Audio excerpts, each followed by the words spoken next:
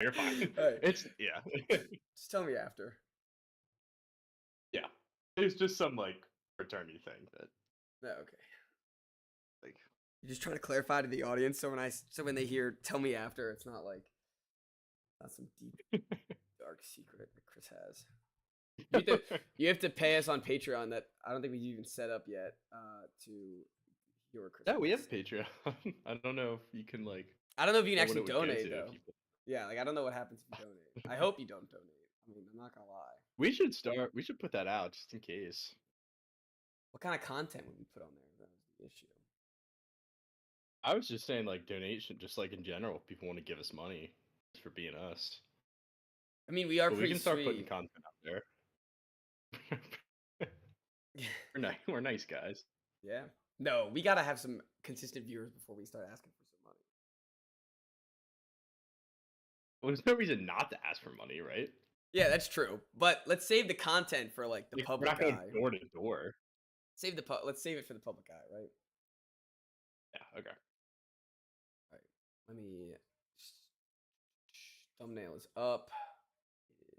If anyone's already listening, my Venmo is chagan126, just in case you.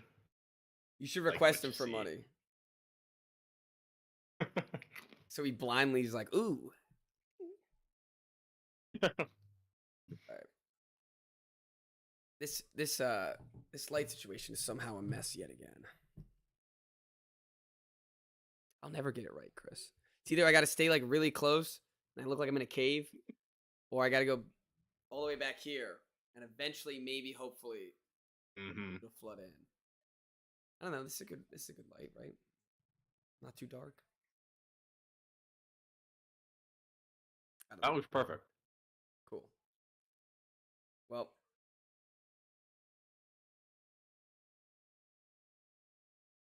let's get started then, right?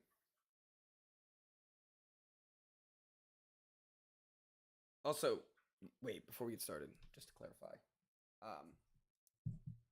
NFL, basketball, NBA last. It's a trade. You can lead with basketball if you want. No. Yeah. All right, let's get us started then.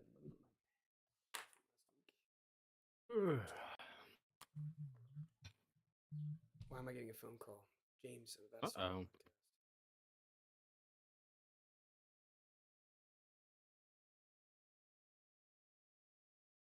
All right. Ready? Yep. Let's get started in 3, 2, 1.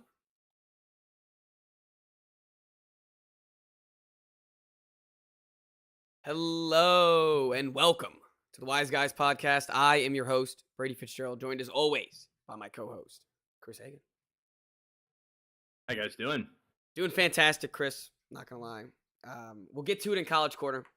I'm sure if you follow me on Twitter, you know exactly what I'm talking about. I probably insanely flooded your feed, which I apologize. But actually, I don't. I don't apologize. I apologize to absolutely no one. But let's get started with the NFL. Let's get this out of the way. I want to be able to breathe, without having the looming NFL over my shoulder. So I'm gonna have the Gamecocks go second. I'm an honorable man. I can allow them to go second. I appreciate that. I'm sure the listeners do too. Yeah, they want to hear the recap of the divisional games. So let's get right to it. We did pretty well for ourselves. We knew it was way too good to be true on our wise picks wise. Definitely the best week that we've had in the playoffs, I think.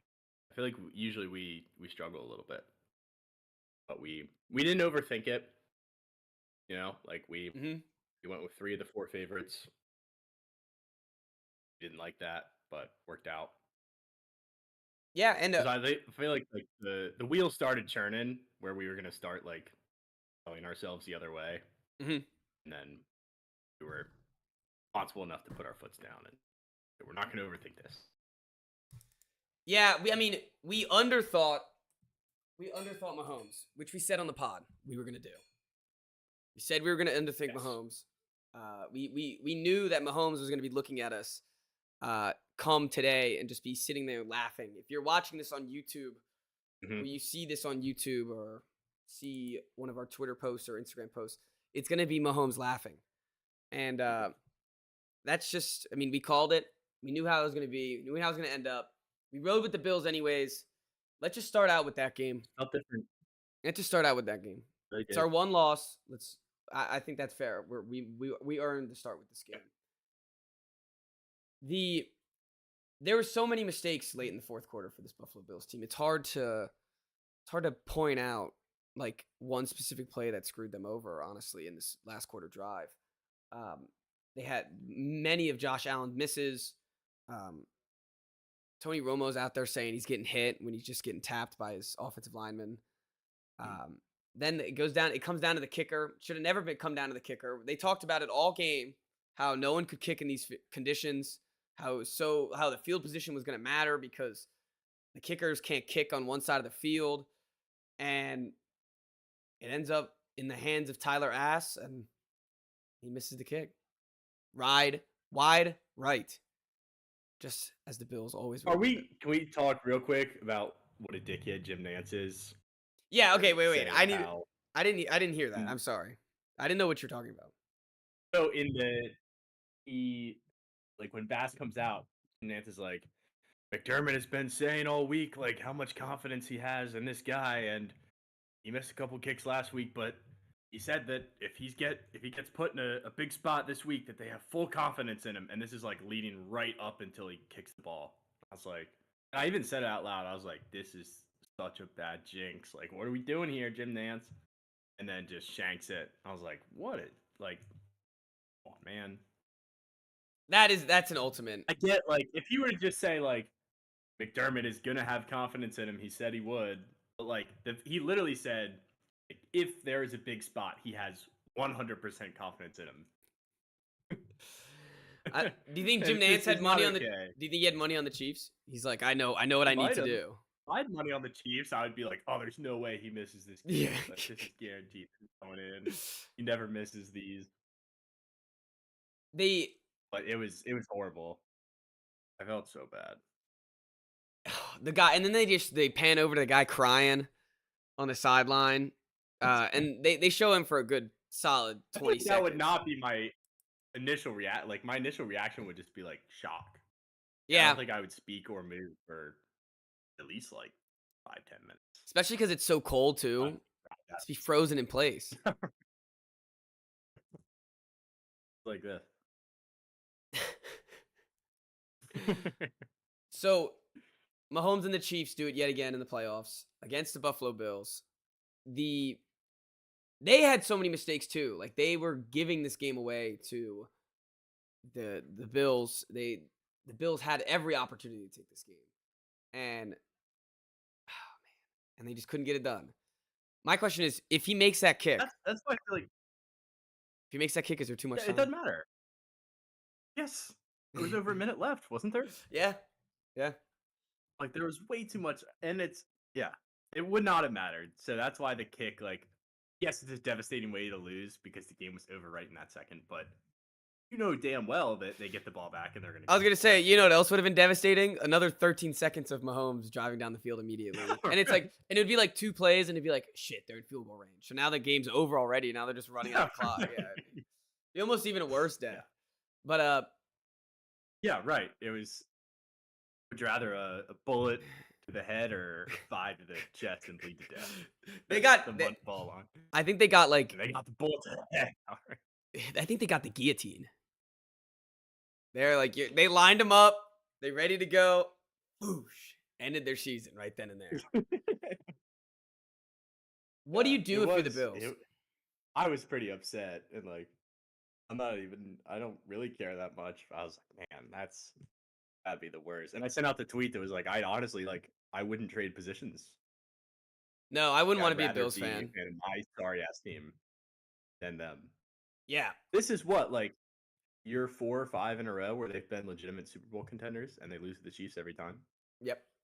And or the Bengals. It's always, they always having a great offseason, always have the best acquires.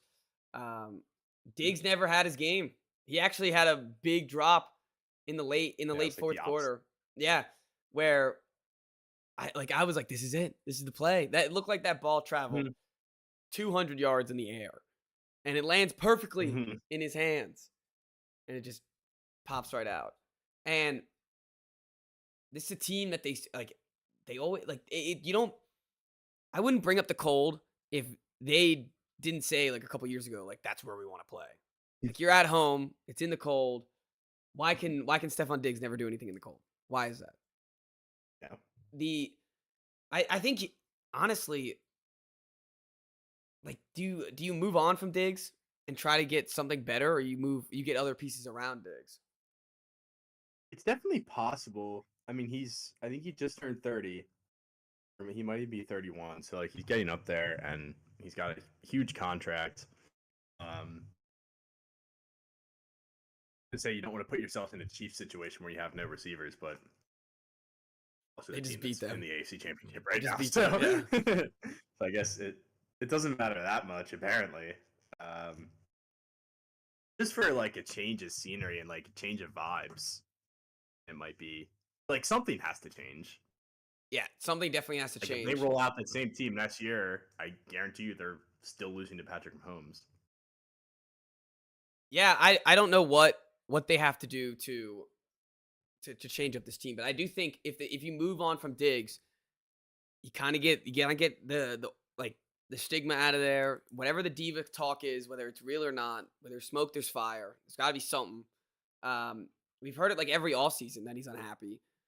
We see it on the sidelines. We Mhm. see it in the game. Um, might as well just like if you can get anything for him, might as well just try to ship him out, right? I guess so. I mean, he's objectively in decline at this point. Like this was the worst season he's had since his rookie or second year. He hasn't had a 100-yard game since I think I think maybe under. October, maybe Yeah, November, it's been but it's forever. been a long time. It hasn't been in 2024, and you're right. Something has to change. They kind of figured out the run game. Uh, they didn't use it too much. I mean, they used the run game pretty well, honestly, in this game. And I don't know. They figured that out. That was their biggest weakness last year. Now they fixed that, and there's still another problem. And maybe it's coaching, it's I mean, game there should be management. Like I don't know. like Josh Allen to didn't me, even do there's the no bonehead other play. narrative. Yeah, but he was bad on that last drive. Like the last couple plays, Yeah, he was like terrible. I think it was the second down play when he could have just taken that like the underneath route Yep. to Diggs and instead went for the end zone. And the next play was like the same thing, but he put himself in that situation because he didn't take like they would have had like a 3rd and 4 probably. Like you can honestly run the ball twice and get it, and then keep chewing that clock down. Um, Yeah, the I clock don't was think in there's their any other favor. I don't know narrative to why this. they took end zone shots. I don't know either. Is it like these guys are they're frauds? They're total frauds. And we said it last year when they lost at home. Like fraud Allen.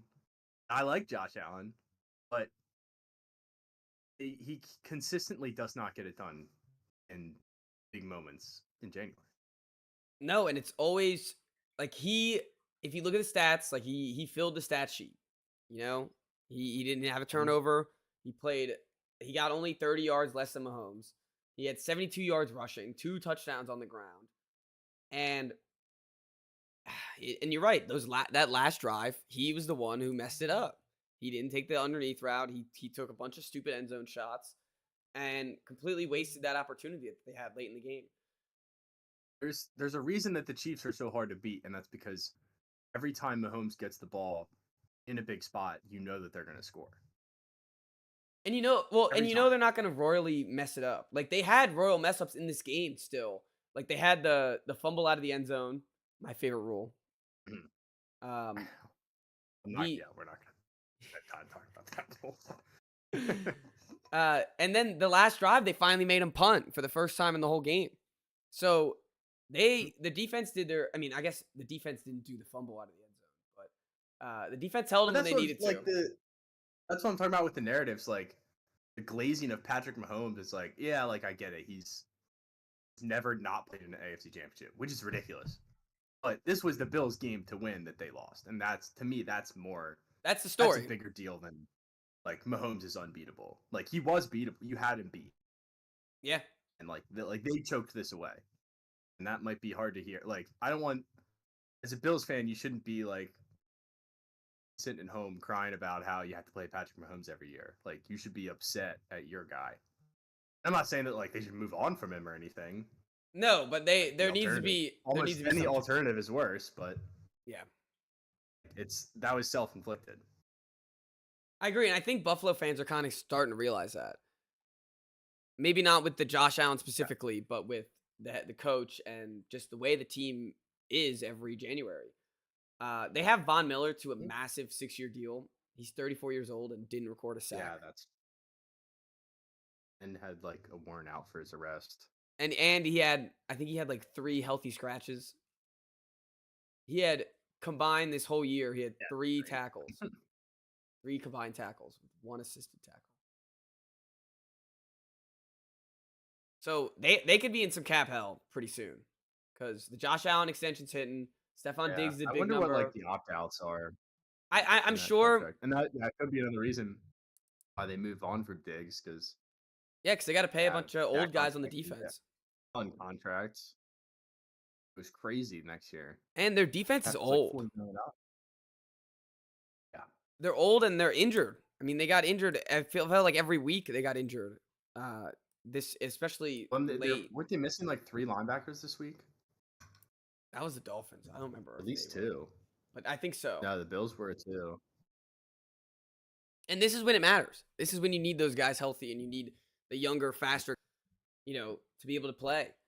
I don't know what they do next offseason. I don't know how you run it back though with Diggs and Allen and just completely running it back. I don't know how you do that. But something's got to change in Buffalo. And hopefully they should be a fun, interesting offseason team. Yeah. Or it could just be they really don't do anything and they're just like, well, we're the 2 seed. We'll just try it again next year. That's what the Cowboys do. Which, I mean, it's That's what the Cowboys do. Well, no, but like sometimes the Cowboys went and got CeeDee Lamb, like Parsons. Like they've added pieces. Like it's not the exact same team, and they'll have years where like they're bad. That's true.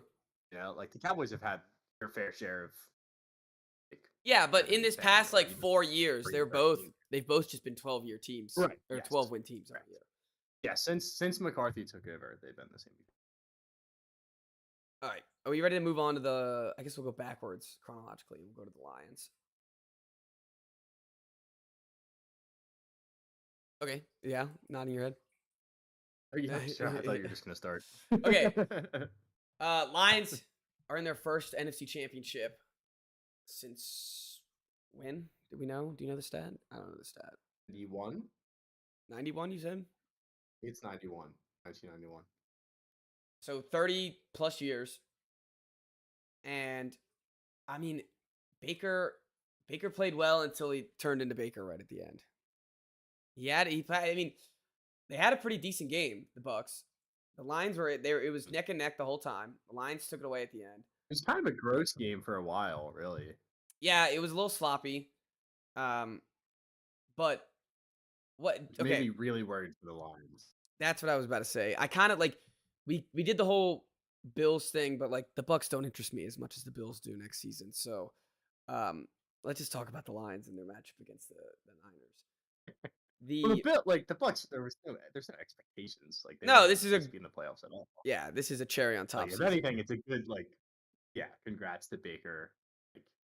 Yeah, he probably earned himself a deal next year with the same team. Todd Bowles, congrats. Nice. They did it. They didn't call timeout at the end when they could have and forced the Lions upon. At least had like 2 seconds to try to score. That was weird. That was weird. But because they were playing outside and it was so cold. Yeah, Todd Bowles got confused. He thought he was outside.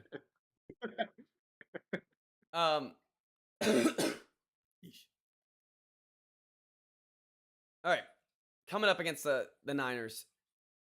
I know we're doing the preview on Friday, but this Lions defense really scared me.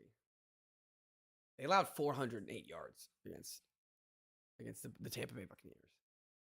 Yeah, I mean, and what scares me quite garbage time, but like they were up 2 touchdowns. They're probably like playing back a little bit. Okay, I get that. That's one drive. But what scares me specifically is that Mike Evans woke up and was able to wake up against this defense. Because if Mike Evans is able to wake up, I mean, we got to see if Debo's healthy, but there's a lot there. Yeah. There's competent weapons comparable to Mike Evans on a lot of comparable weapons on this 49ers team.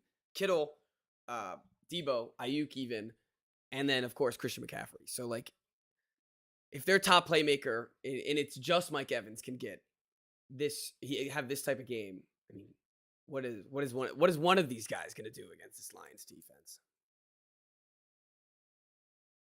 Yeah, no, I don't trust them at all, and that's kind of been the thing the whole year with them. Like, I remember at the beginning of the season, we are like, this is like they're a scrappy team. They're gonna play good defense, like, and run the ball and win games. And then all of a sudden, they just weren't.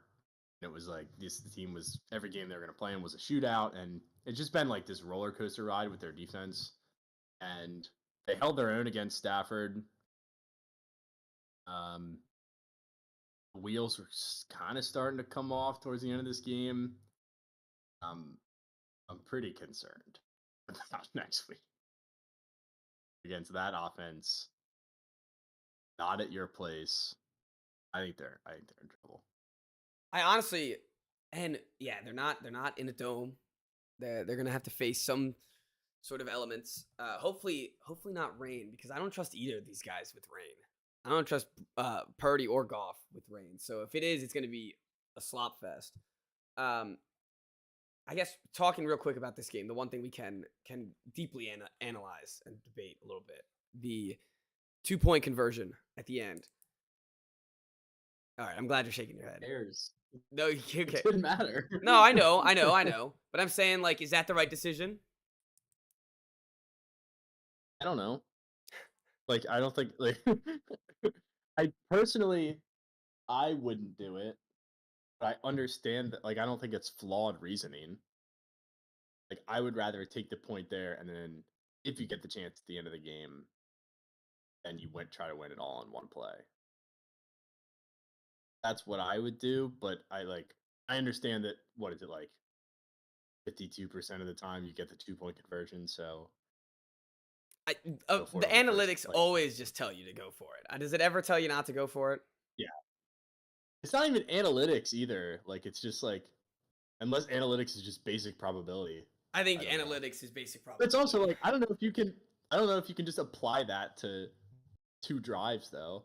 No, you have to. You're putting what years analytics and years worth of plays, and you're like applying that to 2 plays. Well, in a playoff game, like, that's where, to me, it's like, all right. What how it works. Analytics doesn't account for is like, is your quarterback Baker Mayfield? Is your running back Rashid White? What kind of do play? You have a play that this defense has never seen before? Yeah, and it's almost a guarantee, like Palomalu and the C gap. Yeah, exactly. Like, do you have one of those plays? Yeah, that's where analytics really has to come in. It's more than a 50% chance, but I don't. Yeah, that's where I get a little bit bothered by the football analytics, and it's like, I'm not bothered that they're a part of the game. I'm bothered by the broadcast that just flips it up there. That's like, oh, it's 4th and 4 or less, and ESPN says go for it. Yeah, and the announcers are like, I don't know, Jim. I don't know if they should go for it or not. And it's like, all right, but like, you can't just normalize every single play. Like, all the plays are so different, and I don't know if they, like, I'm sure the guys in the front offices have ways to, like, account for things like that, and it's not just like, I mean, I would hope so. Like a spreadsheet spits out go. Yeah, I would hope so. But, like, I feel like that's what ESPN probably does. They're like, all right, we have this many 2-point conversions. Like, they hit it 54%, so you should go for. And the other thing is, by that logic, why don't you just go for 2 every single time? That's the other thing that I don't understand about the down 14. Why it's such a thing there. Like, if you're hitting more than 50% of the time, then your expected points when you score a touchdown would be like 7.1. Yeah. If you're saying that you get 2 points more often than you don't, right? Yeah, no, I'd probably be higher than 7.1, right? Oh, I guess It's just 7.1. No, no, people no. Yes, yes, yes. Yes. get it, You're right. it's You're right. 8. If you don't, Yeah, it's yeah, yeah. 6. I got you. It's a slim margin. But like your expected points, if you kick the extra point every time, is probably like 6.98. Yeah. Because you miss extra points sometimes, and you never have the chance. Yeah, to so score points, technically you're right. You should just go for it every time. According to analytics. I could be missing something, but that's the way I see it. So if you like, that's the flaw. I don't know why. It's like I don't want to talk about this. But I guess it's like a little bit nerdy, so I appreciate stuff like that. But like, if you want to apply that model of probability, That's how it has to work which out, I don't right? think you should. That's how it should work. Like, Yeah. it I should know be what you're applied saying. on every single place to get the most. I guess like events, samples. No, it has to be a large enough amount of plays to have it work out in your favor. That's the point. Yeah, large sample And size. 2 is like it's not that crazy to miss two point conversions in a row. 2 2-point conversions. That's tough to say. 2-2. Take a drink of water. Yeah, but yeah. All right, I like. We're gonna move on after that. That was a great wise, like a wise analysis there. I feel like I'm at work.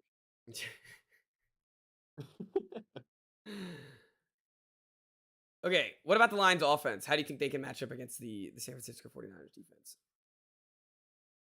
Do you have any analytic stacks to compete? I think. No, I don't. I think if they run the football, they're going to be able to score points. I think their only shot in the game is to get up early. Like if you get the Niners playing from behind, you have a chance. But I think if they come out and they punt and then give up a touchdown drive, I think they're screwed. I think their running attack. Run out. If you're right, if they can establish a run early, not mess with having to deal with Jared Goff that first drive, and really stick it to him, I think you can run on this Niners defense. I don't know how well you can pass on them, but I mean the Packers showed it last week. Yeah, I think you can run on this Niners defense. Aaron Jones went for what 108 for off 18 carries, 6 yards per carry. I mean the Lions backs have both been excellent all season and have been a staple when they have won games. So I think if you're Dan Campbell, it's a no-brainer to start out this game with a lot of run. And they're like Ben Johnson's smart, so that's what they'll do. He's gonna be your future head coach. Well, I mean, like even if he wasn't, like he's a genius. His offense has been. I mean, he is a genius. When he saves Washington next year, he'll prove it. They've also been a top 5 offense the last 2 years, and they're playing for an NFC championship. So like, you don't just get there by being stupid. They know what they're doing. They know how to game plan. Like I would have full. That is the one thing. Like I have full faith in this coaching staff to have a game plan that is going to work. It's just a matter of like they're clearly less talented. Yeah, and you're gonna have to have a couple things bounce your way. Have a real chance in this game. Who, like, if you're not from California, like, who in the world is possibly rooting for the San Francisco 49ers? I mean, maybe like, do you think Packers fans even care? Green Bay and Chicago. I bet Vikings fans care. I don't know. Chicago probably cares. Chicago cares. I know Big Cat cares. He doesn't want them to win. The Vikings care. Like, if it was the Giants, like if the Giants hadn't been to an NFC championship in 30 years and they were playing the 49ers, I'd be buying a 49ers jersey. Oh, really? If it was the Jets against the Chiefs? Oh, hell yeah. Unless it was Rodgers. If it was the Jets against the Chiefs, I think I'd root for the Jets. Just, I mean, like, I have no ill will, but like, I wouldn't root for the Dolphins. With the Chiefs? Well, no, I got no. Beat you. No, I don't really have a problem with the Chiefs, but I was just comparing it to if it was the 49ers, which is not the case, you know. Well, the 49ers and the Chiefs are very different. Yeah. I guess so. But like, I was just saying in a scenario where everyone would be rooting for one team besides this one specific group, I would be rooting also for the Jets in that scenario, unless it was Aaron Rodgers. Gotcha.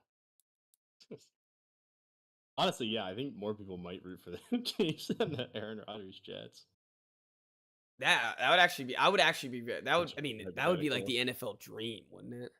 Finally get Rodgers back in the championship, and then Taylor Swift's on the other Yeah, side. seriously. Him and Travis Mrs. Kelsey are Advisor. shooting up needles on the sidelines. Yeah. Well, Travis Kelsey is. He's not. Yeah, you're right. You're right. Well, he's doing some other needles. It's just Ayahuasca. yeah, it's just like some sort of hallucinogen needle. How did we get to this topic? Anyways, Anyway, um, I am rooting for the Lions. yeah. Long story short, I think everyone should be rooting for the Lions. Yeah, like okay, I could get it if you're a Minnesota fan because they've also been cursed. And If you're in the division, I would not root for them. But I don't know how other divisions are with that. So how does the Packers do it? Like are the Packers because they just beat like the Niners just beat them. So like are they not rooting for the guys who beat them or now rooting for? I mean, why are we even talking about this? Who even cares? I would still be rooting for the 49ers, but I don't know. And you're right, it doesn't. I'm curious as to what Packers. I work with the Packers fan. I'll ask him. Yeah, get some data. Well, I'll go try to find some Packers fans and we'll get some data. Need 30 for it to be representative. What'd you say? We need 30. Yeah. Okay, 30 that's points. that's a good sample size. We'll see, and that'll be a general statistic for every Packers fan in the world. Yes, that works. N is greater than or equal to 30. That's what I learned in school. All right, where did we got so sidetracked on that. We were talking about the Lions, like 49ers Packers. How about that? Yeah, let's just talk about that game now that we're talking about it. Jordan Love is Brett Favre, and I think in that case he's also Aaron Rodgers. I mean, he does make throws that remind me of Rodgers. Like there was one throw. He makes great throws. I forget which drive it was, but it was when it looked a lot like the Rodgers one to Jared Cook when they were playing against the Cowboys in the playoffs. And he made that throw with like 5 seconds left and they kicked the field goal and won. Yeah. Okay. He made a throw like that. It wasn't as long, but it was like same deal. Like he got flushed out and had to throw across his body down the sideline. And I saw that and I was like, oh, this is eerie. His cross body work, his out of pocket work, anytime he's like flustered or kind of rushed, he knows what he's doing. And it kind of bit him in the butt right at the end because the Niners figured out what he was doing and picked him off right on that last drive. But that was the Favre moment. Yeah. No. Did you see the replay where I don't remember? It was him on the Vikings against the Saints, and it's the exact same play. At the end of the fourth quarter. Yeah, it's the exact same play. That one was worse because they were tied. Yeah. At least they were down in this game. Like, you can live with throwing a pick when you're down. Yeah, because at least you're trying to keep the game alive, and you're. Yeah. I mean, this has been talk about cherry on top season. This has been an excellent season for the Packers. They fired their defensive coordinator. I think that's already a great start. They need to get. I thought that he might be safe after the last couple of weeks. Nah, he's out. Yep. It seemed like Jair Alexander put like a weird little. It seemed like a farewell. Yeah, post farewell to Lambeau. So he might be gone. It seems like this defense is going to look different. It needs to look different. It needs to be a little bit better than as it's been. I mean, they held Brock Purdy, but it seemed like that was kind of a on Brock Purdy type of deal than their defense doing anything out of the extraordinary. I hate this light, man. I look like a ghoul. But you look like a ghoul? Yes, dude. For a second, I was like white. I was like, Jesus. You just looking at me and thinking of a ghoul now? That's pretty blinding. Yes, it's blinding. Yeah, Is it giving you a headache? About my light. Not yet, but it's like hurting my eyes a little bit. This is like I don't know what to do with it. I guess I can turn it down. I think we're the ADHD guys today. We're just How is all you? We're going. I'm sorry. Hey, look, we're going all over the place. That's okay. Cool boy. All right, I might have to turn on another light. Now I definitely need to turn on another light. let me fix something real quick. This is on you. You talk about the Packers game for a second. I mean, like, they couldn't get to Purdy at all. Like, I'm sure everyone's seen that clip where he drops back and he has time to wipe his hands on his jersey, which, like, also his jersey was probably wet too, so I'm not sure how much that helped him. But that is just a testament to, like, how much time he had to throw the whole game. And you have, like, I don't know, who are their other pass rushers other than Preston Smith? Like, no one of note. Kind of old, right? No, no one of That's note what they really. need. They have They drafted Lucas Van Ness. They drafted Quay Walker, who was supposed. I mean, he's like middle linebacker-ish. Quay Walker, yeah. They Devontae Wyatt, I'm pretty sure, was from Georgia. It was one of their recent draft picks, and Rashawn Gary from Michigan, who has done nothing. Those guys are all supposed to be pass rushers, and They're all names. Yeah, they're all names that you've heard of, especially he's of a good player. Especially in like their college days. You've heard these names, but they're not. Mhm. They haven't been performing great on the field, and they do need an overhaul. I feel like of kind of the whole defense. Like, just kind of redo it. You know, fresh I start. feel like if you put like one impact pass rusher on this team, I feel like that changes everything. That's true. Like, you put like a Max Crosby on this team, I feel like they could tear. Which is a lot to ask for. Yeah. But like you have Brian Burns, you have Josh Allen in free agency. Like those could be fits here. I've seen a billion. Dude, I have not of them trading for Jonathan Allen. I didn't know. I did see that, but I did not realize that that Brian Burns is a free agent. I haven't heard him going to the Packers. I really like that. I think that would be great. That's a good wise offseason take. I love it. We're starting early. I think they're gonna have to pay Jordan Love though, right? That could complicate their free agency. Was he on the 5th year this year? I don't know. I think next year might be his 5th year. Remember this year they did a right out of my ass. Didn't they do like a half-assed extension this year? No. I guess I think. How the hell? What am I looking at here? I hate looking at the salary websites. They're so confusing. I don't understand it. Okay, he's an unrestricted free agent in 25. This year he will be playing on his. Yeah, he got an extension last offseason. Yep. So all right. So he's getting paid $22 million this year. So this is the extension talks. So it's like pre-free agency. Oh. So there has been in talks, I've heard, of making him the highest paid quarterback, which just is how it has to be, which is very annoying. I hate how it has to be. Like, why does that happen? But also, like, I feel like the quarterback should stand up and be like, you should actually pay us less. That's what I'm saying. We want to make things work. We want to win for the team. And like this was the thought that I had on the train this morning. I was like, why doesn't like Josh Allen say, actually, can you just reduce my cap hit to like 30 million? Like then we have 15 extra million to play with. Like, even that, he's still the highest paid player on the team by $10 million a year. Like, I'm sure he's fine. I know, and it's funny when you like. Of course, we're not talking about our money, and we're talking about losing $15 million. But this is a classic take that is easy to pull up, and it's easy to say because it's so common, but it makes so much sense. Is that Tom Brady did this all the time? Did this every single year? He took cap hits, and everyone's like, "Oh, he always played with a stacked defense. He always had good receivers." He never actually. He had a couple of good seasons, but Randy Moss. Yeah, I know he didn't win with them, but anywho,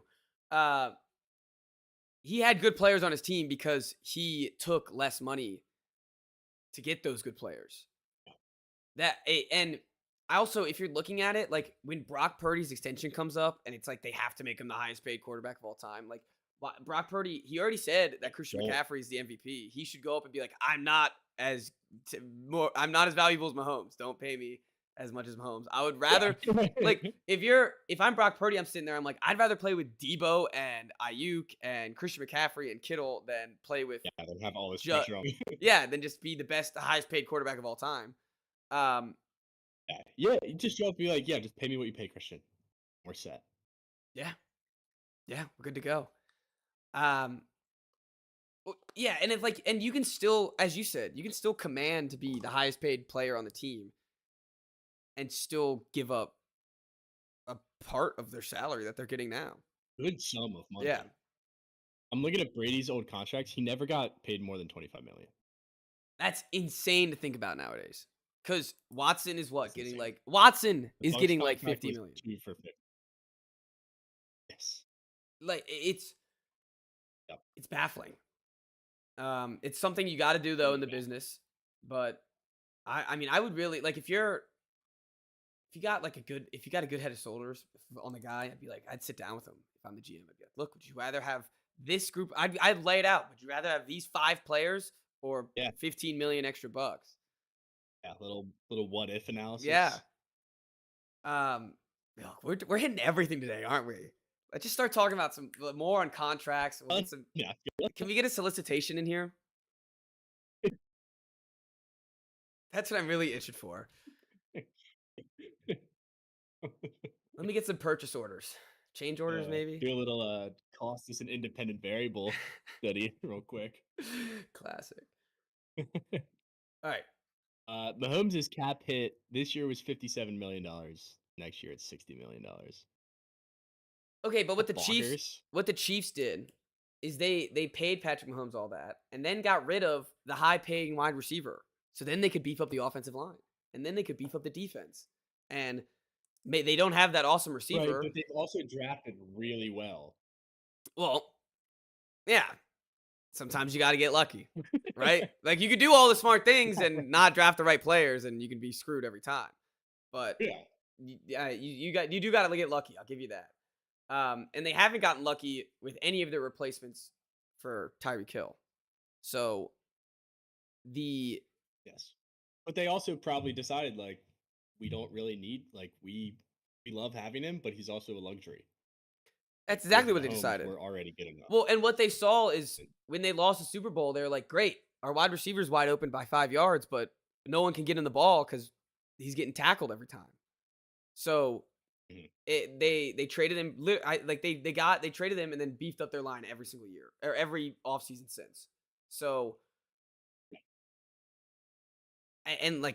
but again, if Mahomes, they don't get enough credit. That's a side note. That offensive line is not getting enough credit. Yeah, that offensive line. The worst was the Dolphins game. The announcing was so bad. It was freaking Jason Garrett, and he would have 10 seconds in a clean pocket, and then he would run out and make a play.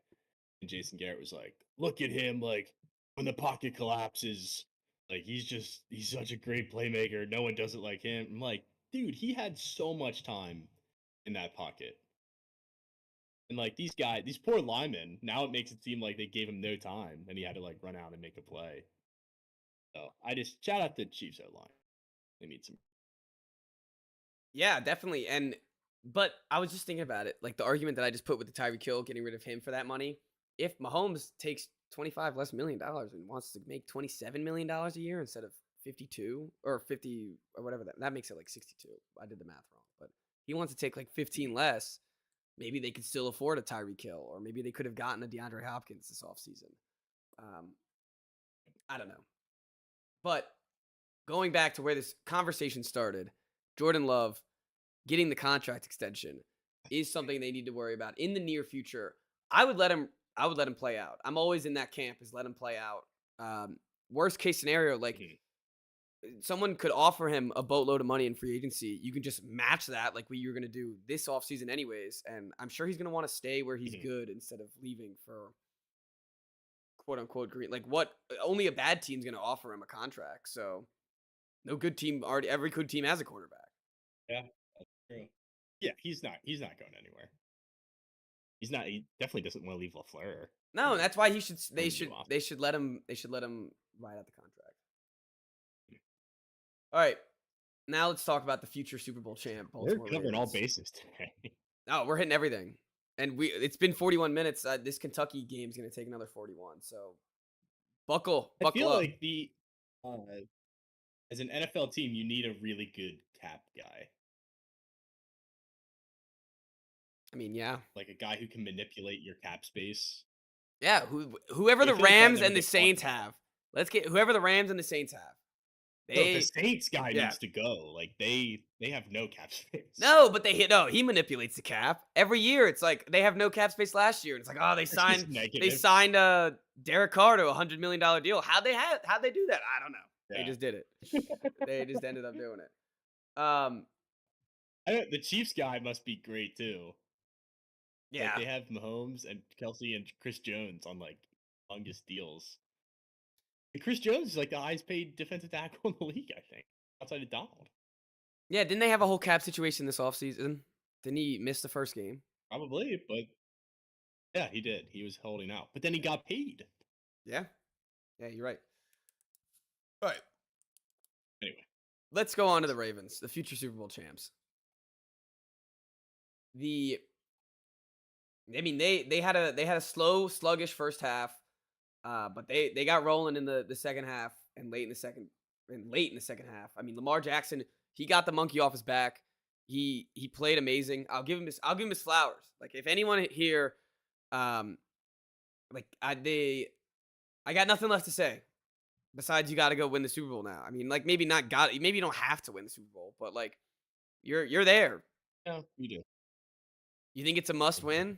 Think it's a must win this year for the Ravens? Yeah, why wouldn't it be? Well, I mean, like it's their year to lose. This is like year what, like 5 or 6.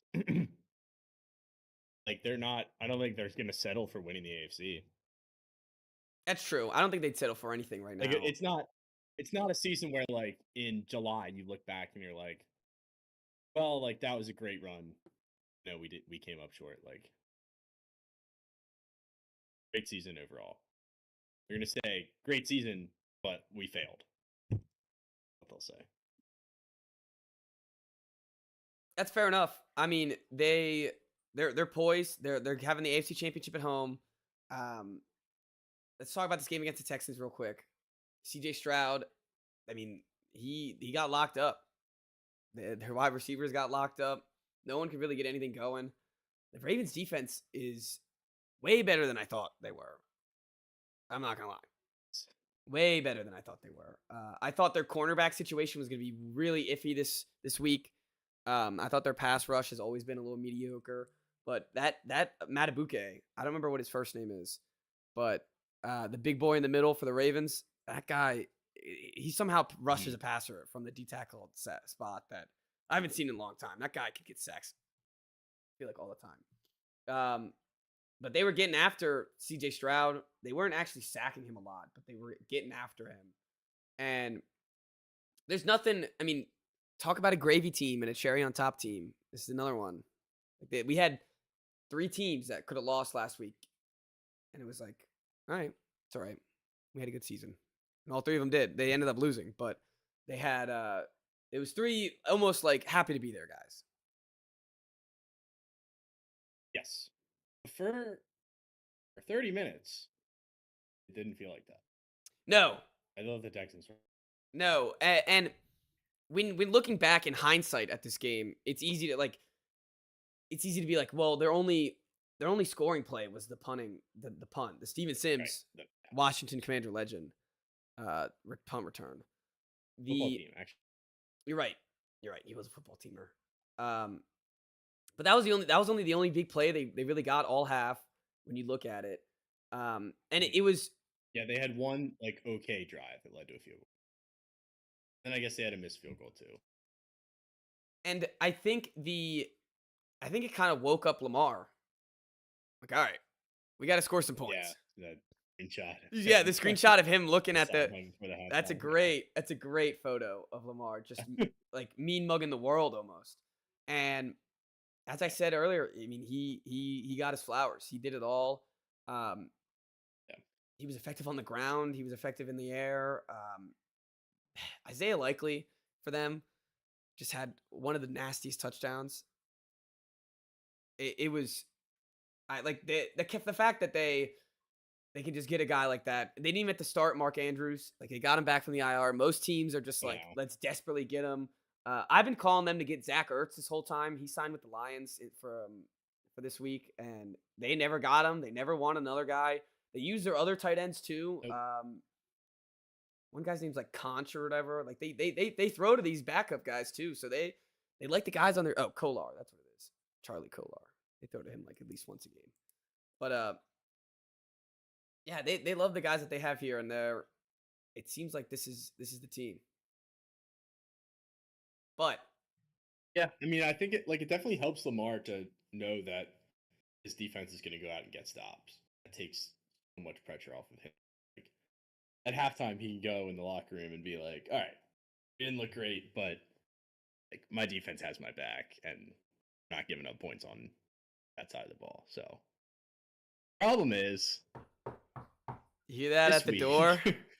You know who's coming. You know who's coming, right? I had a Ravens fan.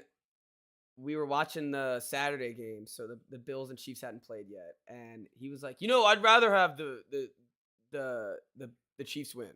I think I'd rather face the Chiefs in the bank. It's like, you are just asking for a death wish, man. You are definitely. my asking roommate's for a a Ravens death fan. Said he doesn't think Mahomes is that good. Oh my! What are they doing to themselves? You gotta do the opposite. Don't you understand? Yep. These people don't understand. You gotta be scared. You gotta be nervous. Yeah, you gotta be like, we literally have to beat like the best player to step on a field in the last 10 years to go to the Super Bowl. That is the task at hand. There's no like, oh, he's coming into Baltimore and got to face his defense. Like, no. And the I don't defense care is if they're scary. favored in It's this game. good. They are the underdogs. Oh, oh my god, The it's fact that they're laying points, pretty crazy to me. I mean, I get it. I guess they're the home team and like they've been better all year, but it all flips.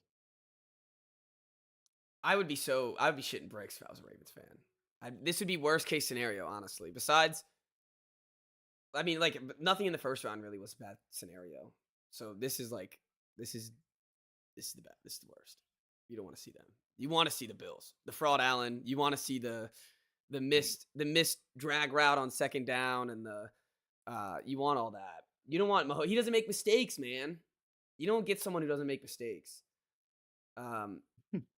Which is funny. I mean, funny you think stat. about, like, in the last 25 years, like, who are the people that you don't want to play with the Super Bowl on the line?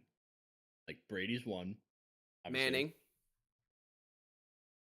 Manning. Mahomes is above Manning. Yeah, at this point. He already has more, or just as many Super Bowls. And honestly, it's sometimes scarier. Like, I mean, when Brady faced off against Manning, it was a little different because you had Brady on your side, but it was like Brady got him a couple times. I mean, and I guess he got Mahomes every time, but that was Brady that we're talking about. Yeah, and every time was twice. Yeah. Yeah, that's true. But this is Lamar Jackson we're talking about, not Tom Brady. And we've seen him do it once. Yeah. Against a young team that was happy to be there. So when we do our previews on Friday, as much as we like the Ravens, we got to just be a little wary of who we've bet against, especially you. Fooled again. Yeah, especially you being fooled twice in a row. Yeah. Yeah, it was twice in a row. That being said, I think the Ravens can Man, win. what an idiot. Well, I mean, they're favored for a reason. Like, they're objectively the better team. I don't think anyone would argue that this Chiefs roster is better. No, definitely not. But I think, like, if things could get tight real quick, I'll say that. It kind of felt like they were starting to get They tight don't get a late. half.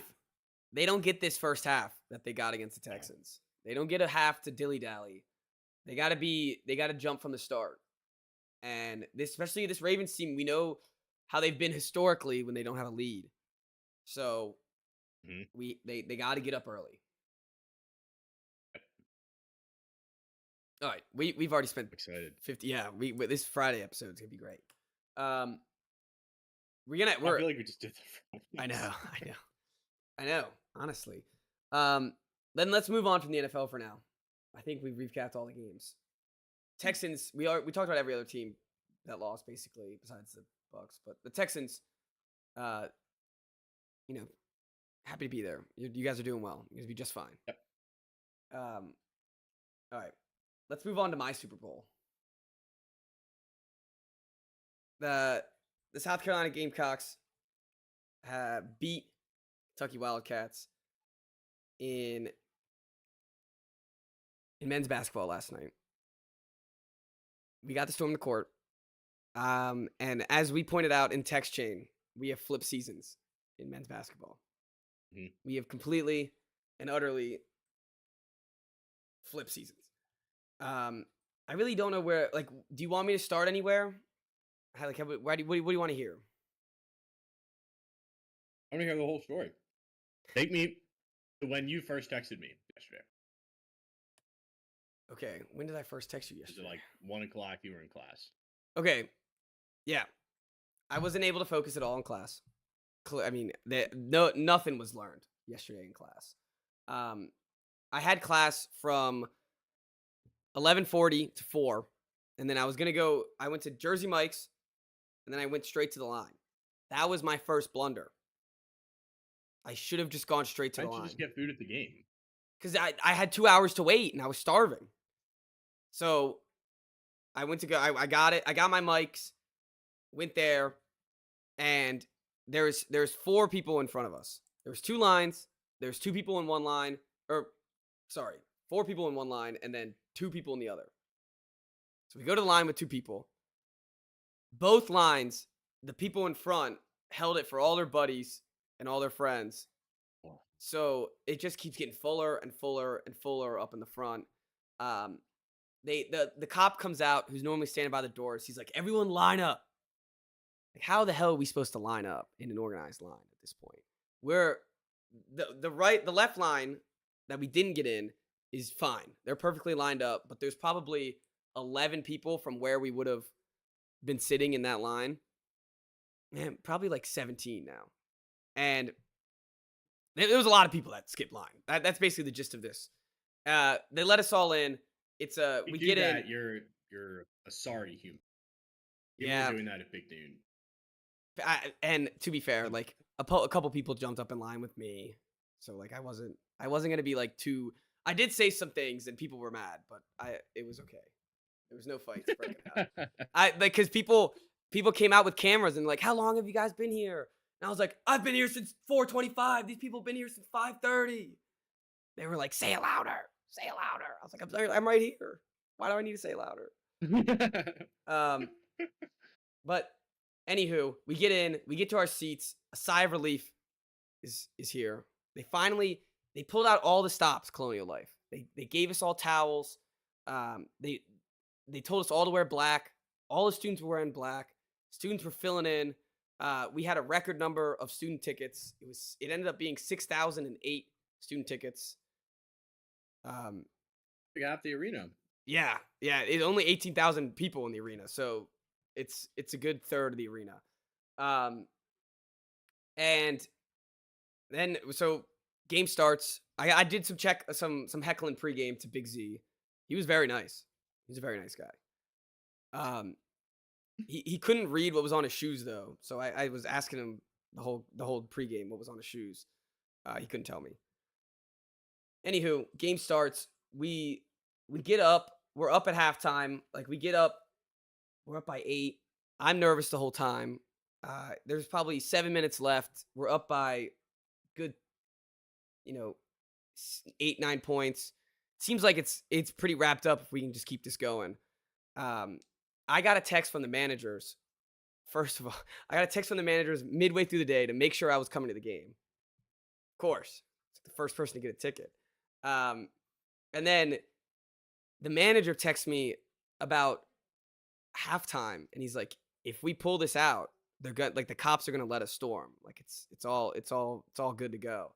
So we're up. I mean, we're up by 12 with 6 minutes left. It's pretty much over. Kentucky, they couldn't get anything on offense. They scored 100 points against Georgia. They've had 10 of their players averaged 10 points. Not 10, sorry. 4 of their players averaged 10 points and 4 assists a game. We held them all to the highest scorer was off the bench and he was 16 points. We held them the best I've ever seen them held anyone, and the energy in that arena, like everyone was there for them to win. No one was there talking about their parlays. No one was talking about, like, it was all about the game, and it was awesome. It was all worth it. We got to storm the court afterwards. They put up the rope anyways, though, and I think they tripped like 15 people doing that. I don't know why they did that. They put up the ropes and then they let us storm. It's like, you're just gonna cause more ham by having the rope went in the middle of the court. Like, people were tripping over it. It was ridiculous. But Maybe just so people didn't go on the court early. yeah, I guess so. People did go. It was like 40 seconds left in the game. It was over. It was done. So, and that was it. We partied on the floor. I got some pictures, and I've lived happily ever after that. And it was an awesome game. Our guard, Taylor Cooper, who I was talking about, had a 20-point game. That dude was a bucket. Like, he swam past these people to get layups. You just, like, literally, it was awesome.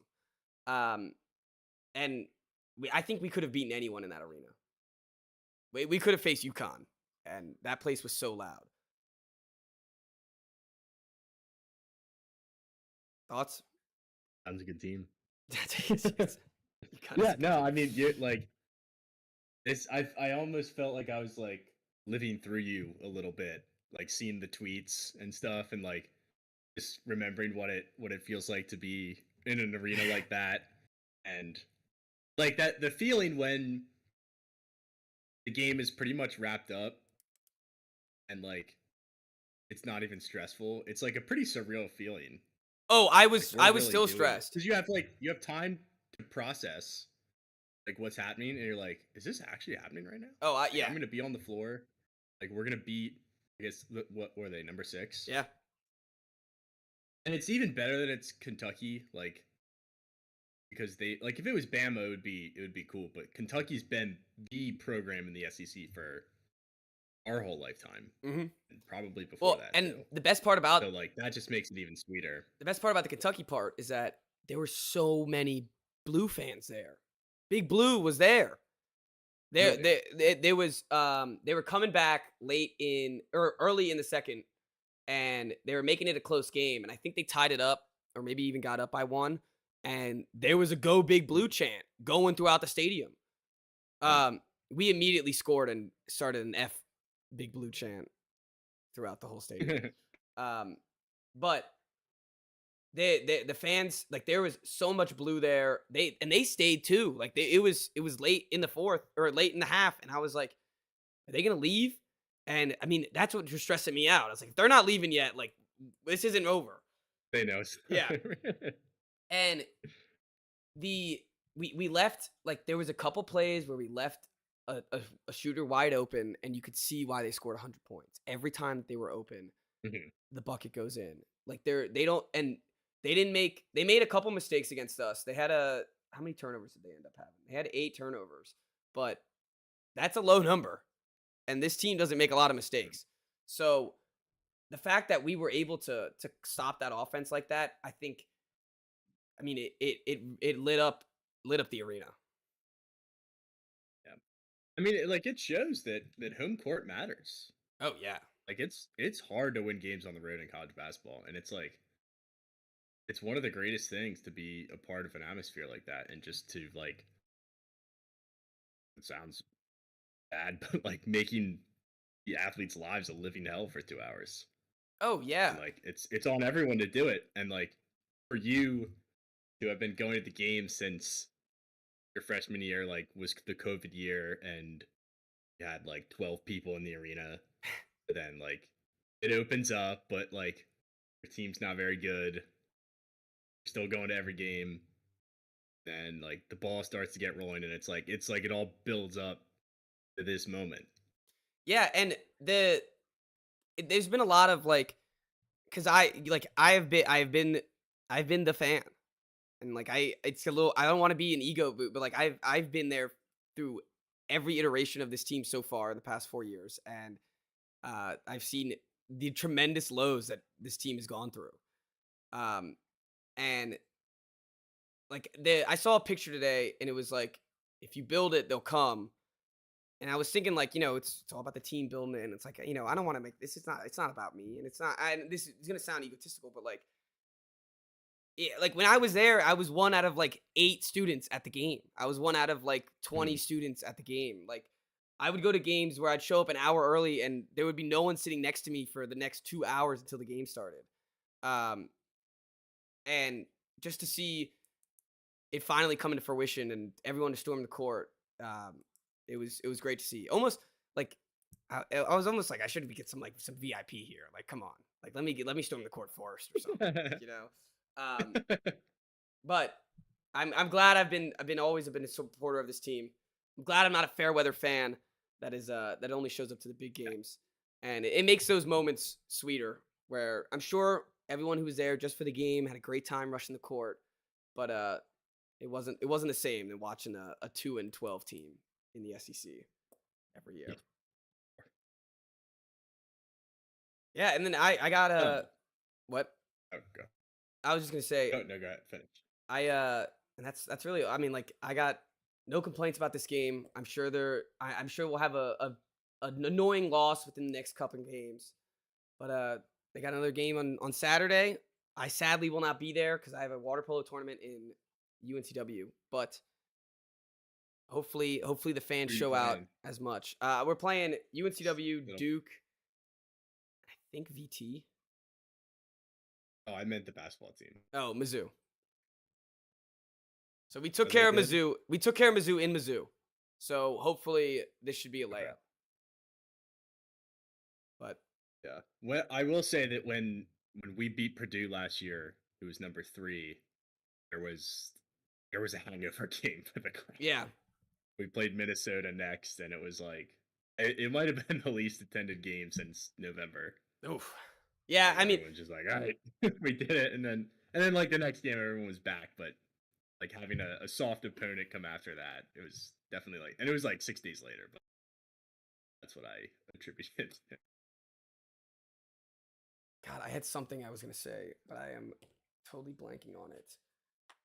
I guess that means it's not that important. But it was an awesome night in Columbia.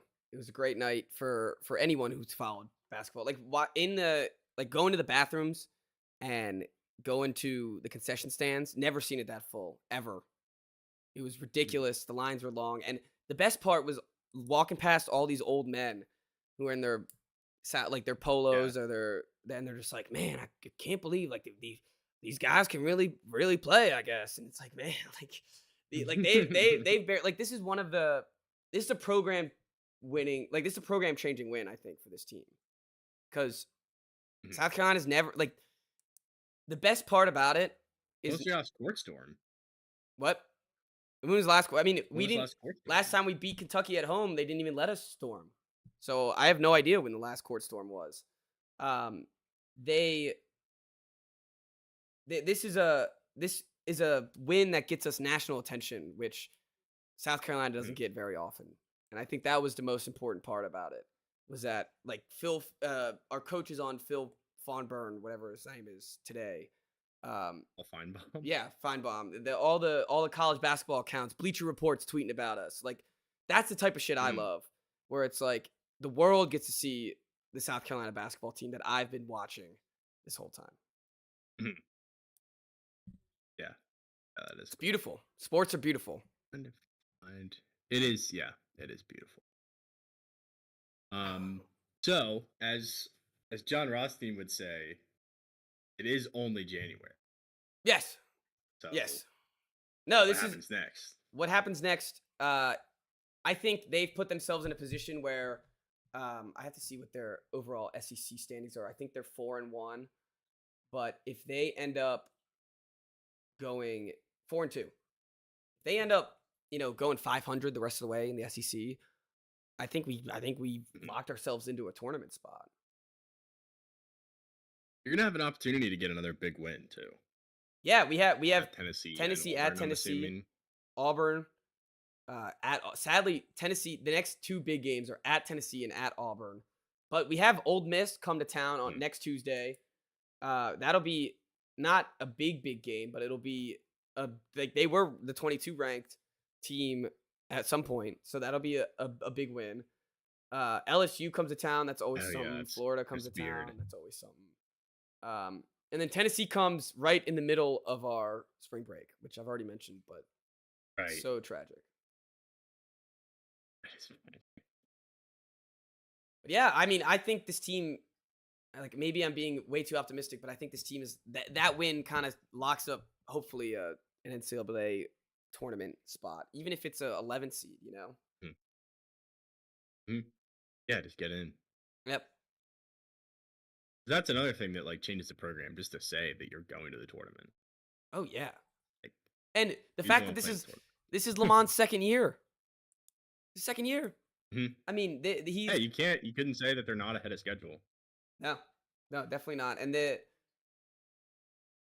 to have this team be a bunch of transfers too, like Jacoby Wright's been here, Michi was here last year, but the guy BJ Mack, Talon Cooper, Josh Gray. Josh Gray, he was a beast. He was a beast this game. Was he? Yeah, and after let me get 2 seconds on Josh Gray. He had 4, maybe 5 missed free throws against Georgia, which were very costly, and the crowd was not in his favor. But he got Josh Gray chance in the stadium Okay. during good. this game, so he got himself back. I mean, he had 9 points, 6 rebounds, and he got some dunks. He dunked on Big Z, and he actually made a couple free throws. So he played well. Jacoby, I mean, this whole team played well. Fantastic. Can't complain.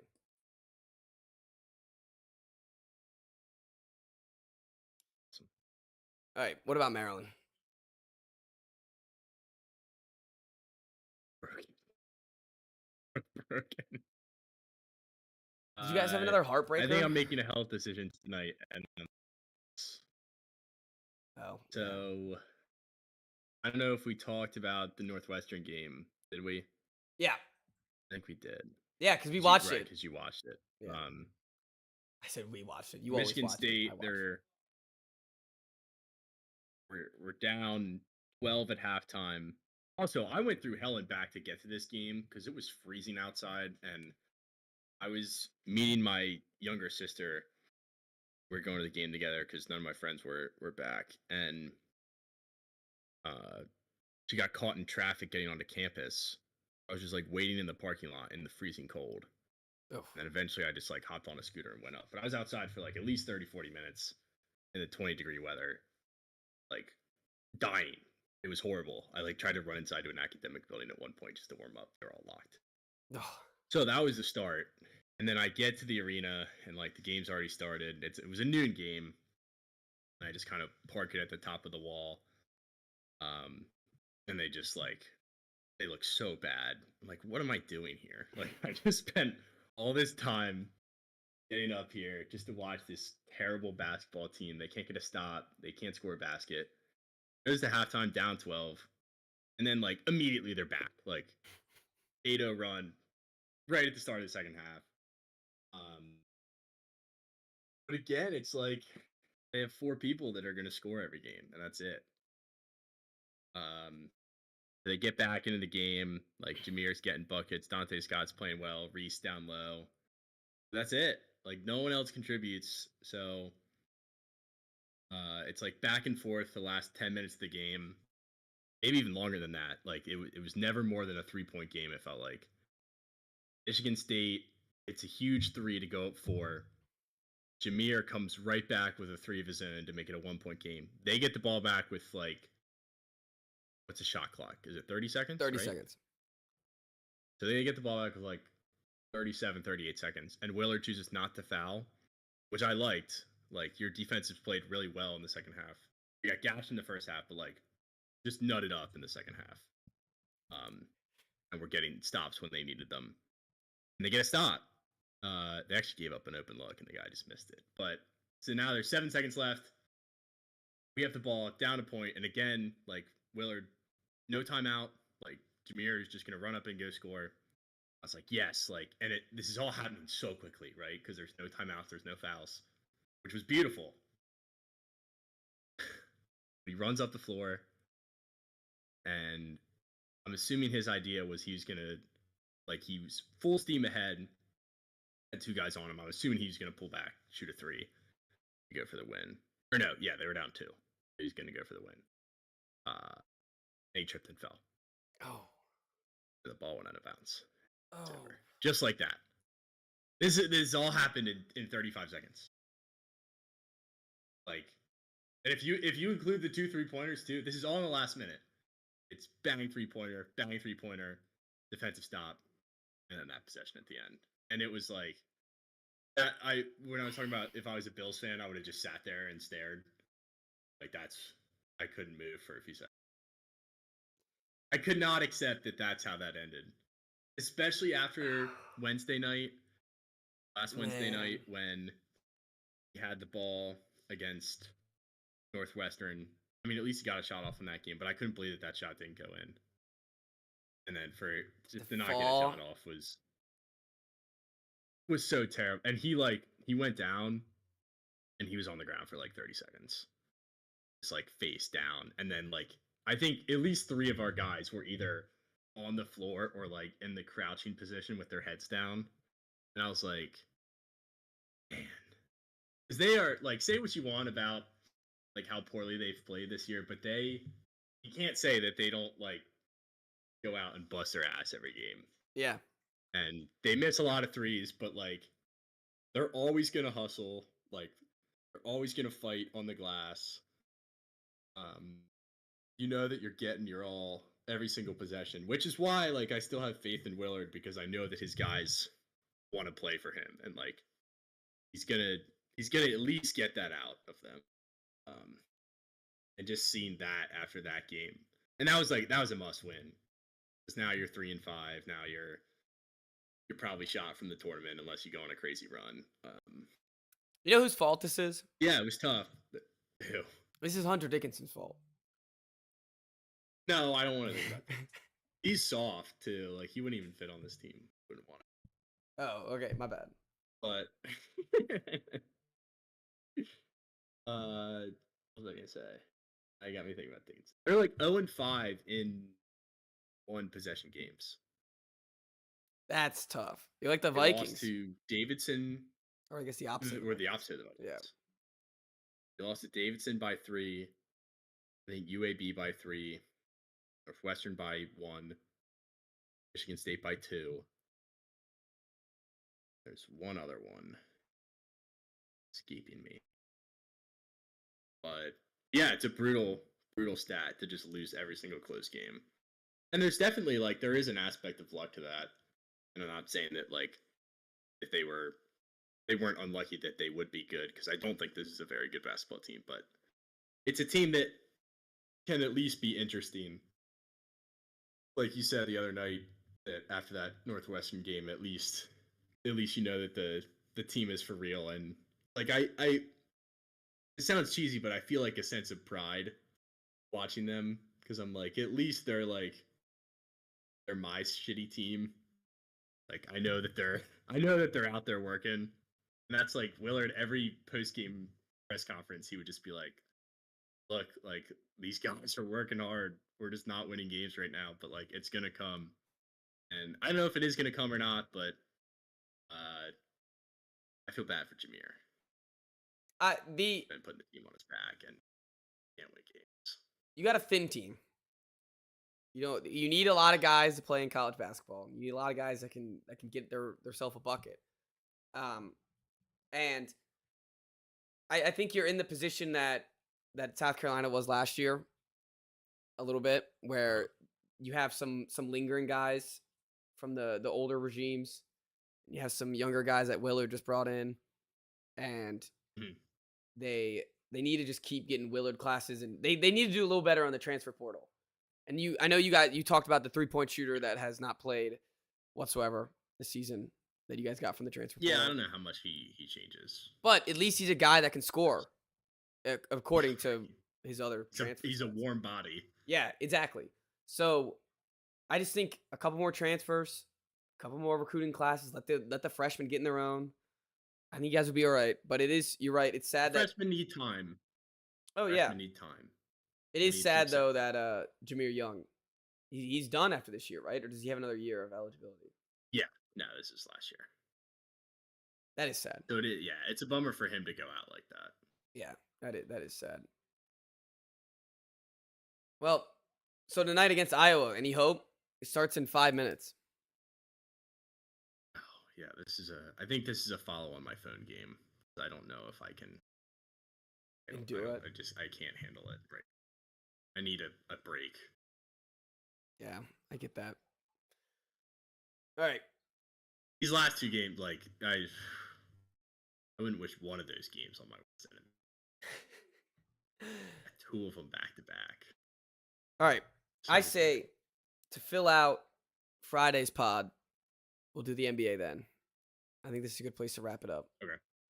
We're good. We're good. Hour and 17. We ended up where it needs to end. I'm sorry about your Maryland team. I wish I could share the joy. I didn't mean to turn that into like a sob story. No, it's okay. It's not that deep. No, it's okay. But I mean, we were talking about how important sports are, and wanted to give you my condolences. That's right. Yeah, I guess that. So, but thank you all for listening. We're gonna have NBA, the Terry Rozier trade, Doc Rivers signing. That'll be moved to Friday's pod. Dang. Doc, yeah. I forgot there was like actual NBA news. Oh yeah. No, there's some NBA stuff we actually got to do. So do that on Friday. Sorry if that's what you were looking forward to, but show got too long, man. Got to do what you got to do. Thank you all for listening. Now, see everyone on Friday.